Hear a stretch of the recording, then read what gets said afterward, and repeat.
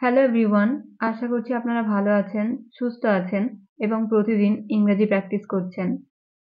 So আজকের এই ভিডিওতে আমরা খুবই ছোট ছোট 3 ধরনের অ্যাডভান্স ইংলিশ স্ট্রাকচার শিখতে চলেছি। প্রতিটা স্ট্রাকচার ভালোভাবে বুঝতে হলে ভিডিওটা স্কিপ না করে শেষ পর্যন্ত দেখুন। চলুন এবার দেরি না করে ভিডিওটা শুরু করা যাক। আমাকে ভুল বুঝো না, সে আমাকে ভুল বুঝছে। তুমি কেন আমাকে ভুল বুঝছো? আমি তোমাকে ভুল বুঝেছিলাম। এই ধরনের কথাগুলো আমরা আমাদের ডেইলি কনভারসেশনে বলে থাকি, রাইট? সো আমরা প্রথম স্ট্রাকচারে শিখব এই ধরনের বাক্যগুলো ইংরেজিতে কিভাবে বলতে হয়। এই ধরনের বাক্যগুলো বলতে হলে আমাদের ইংরেজিতে যে ফ্রেজটা ইউজ করতে হবে সেটা হচ্ছে টেক রং। টেক রং মানে হলো ভুল বোঝা। আমরা যখন কোনো কারণে কাউকে ভুল বুঝি তখন ইউজ হয় টেক রং। এবার এই ফ্রেজটা ইউজ করে কয়েকটি এক্সাম্পল দেখা যাক, যাতে আপনারা আরো ভালোভাবে বুঝতে পারেন। প্রথম এক্সাম্পল হলো আমাকে ভুল বুঝো না। আমাকে ভুল বুঝো না। এই বাক্যটার ইংরেজি হবে ডোন্ট টেক মি রং।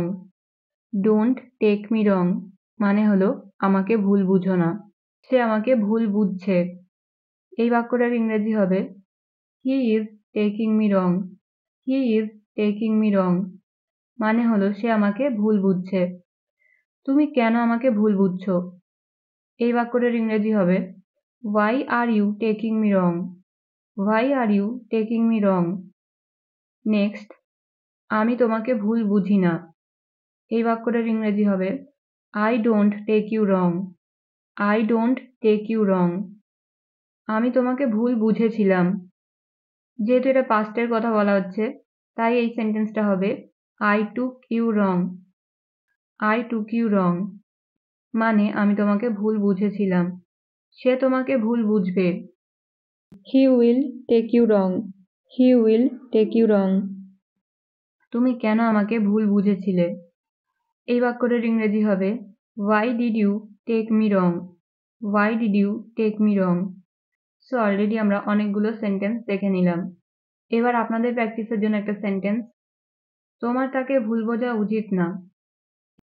এই বাক্যটার ইংরেজি কি হবে আপনারা এখনই কমেন্টে লিখে জানান, তাহলে আপনাদের ভিডিওটা দেখার সাথে সাথে প্র্যাকটিসও হয়ে যাবে। চলুন এবার 2 নম্বর স্ট্রাকচার দেখা যাক।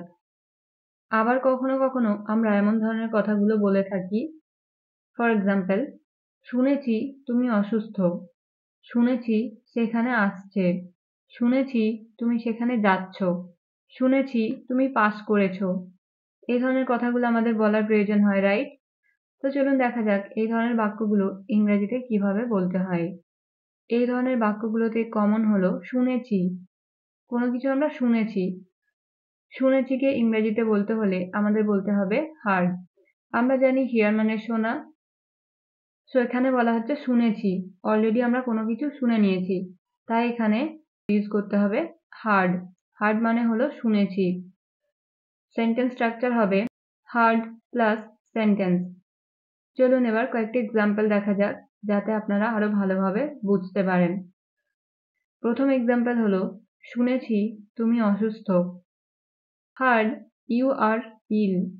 Hard you are ill. শুনেছি সে এখানে আসছে।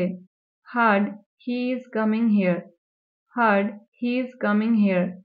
শুনেছি তুমি সেখানে যাচ্ছ। Heard you are going there. Heard you are going there. পরের এক্সাম্পল, শুনেছি তুমি একটা ব্যবসা শুরু করেছো। এই বাক্যটার ইংরেজি হবে heard you started a business. Heard you started a business. শুনেছি যে ভারত জিতে গেছে। এই বাক্যটার ইংরেজি হবে heard that India has won. Heard that India has won. এখানে বাংলা বাক্যে আমরা বলেছি শুনেছি যে ভারত জিতে গেছে, তাই এখানে ইংরেজি সেন্টেন্সটা হয়েছে হার্ড দ্যাট। আমরা এরকমও বলে থাকি যে শুনেছি যে তুমি পাস করে গেছো, শুনেছি যে সে সফল হয়েছে। তো আমরা হার্ডের পরে দ্যাট বসিয়েও সেন্টেন্স যদি বলি তাহলে কিন্তু কোনো ভুল হবে না। চলুন পরের এক্সাম্পল দেখা যাক। শুনেছি যে তুমি পরীক্ষায় পাস করেছো। এই বাক্যটার ইংরেজি হবে heard that you have passed the exam. Heard that you have passed the exam. শুনেছি যে তুমি আবার ফেল করেছো। Heard that you fail again. Heard that you fail again. শুনেছি যে তুমি এই সপ্তাহে দিল্লি যাবে।